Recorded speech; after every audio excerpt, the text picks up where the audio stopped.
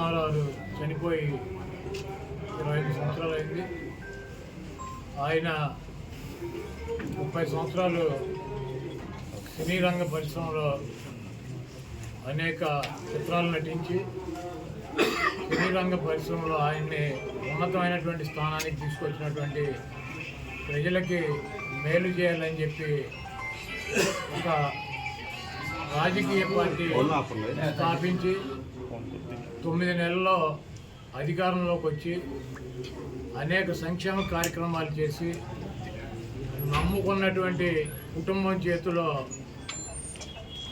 మోసపోయి అధికార దాహంతో ఒక దుర్మార్గుడి చేతిలో వంచనకి గురయ్యి పార్టీని, ముఖ్యమంత్రి పదవిని కోల్పోయి మనోవేదనతో చనిపోయి ఈ రోజుకి 28 సంవత్సరాలు అయింది. ఎవరైతే ఎన్టీఆర్ పనికిరాడని చెప్పారో, ఎవరైతే ఎన్టీఆర్ దుర్మార్గుడని చెప్పారో, ఎవరైతే ఎన్టీఆర్ని పార్టీ అధ్యక్ష పదవి నుంచి సస్పెండ్ చేసి పక్కన కూర్చోబెట్టారో, ఎవడైతే ఎన్టీఆర్ని ముఖ్యమంత్రి పీఠం నుంచి దించి అధికారంలోకి వచ్చాడో వాడే ఆ గజ దొంగే 28 సంవత్సరాలు అయినా కూడా ఎన్టీఆర్ బూట్లు నాకే పరిస్థితి ఎన్టీఆర్ కల్పించాడు. ఇటువంటి దుర్మార్గుల్ని ఈ రాష్ట్ర ప్రజలు గుర్తించాలి. బతుకున్నప్పుడేమో దుర్మార్గుడు అని చెప్పి, ఆయన ముఖ్యమంత్రిగా పార్టీ నాయకుడిగా పనికిరాడని చెప్పి, ఈరోజు సిగ్గు శరము లేకుండా ఎవరైతే ఆయన్ని దించారో అదే కుటుంబ సభ్యులు, అదే వ్యక్తి ఎన్టీ రామారావు గ్రామానికి వచ్చి విగ్రహాలకు దండేయటం, ఎన్టీ రామారావుకి వర్ధంతి చేస్తానని చెప్పటం, ఇటువంటి దుర్మార్గపు ఆలోచనలో పదవి కోసం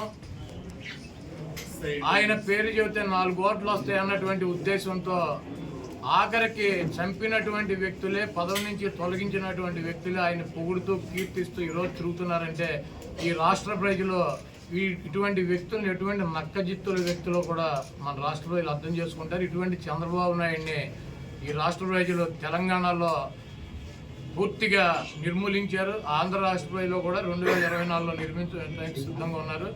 ఏదేమైనప్పటికీ ఎన్టీ రామారావు లాంటి మహనీయుడు ఆశయాలని ముందుకు తీసుకెళ్లాల్సినటువంటి అవసరం ఉంది. కాబట్టి తప్పకుండా ఆయనకి అభిమానిగా 28 సంవత్సరాల నుంచి ప్రతి సంవత్సరం కూడా ఆయన వర్ధంతి, జయంతి కార్యక్రమాలు ఇక్కడ పెద్ద ఎత్తున నిర్వహిస్తున్నాం. ఇక ముందు కూడా నిర్వహిస్తాం. ఇటువంటి గుంటనక్కల్ని ఈ రాష్ట్ర ప్రజలు నమ్మొద్దని చెప్పి వారిని తుదముట్టించాలని చెప్పి కోరుతున్నాం.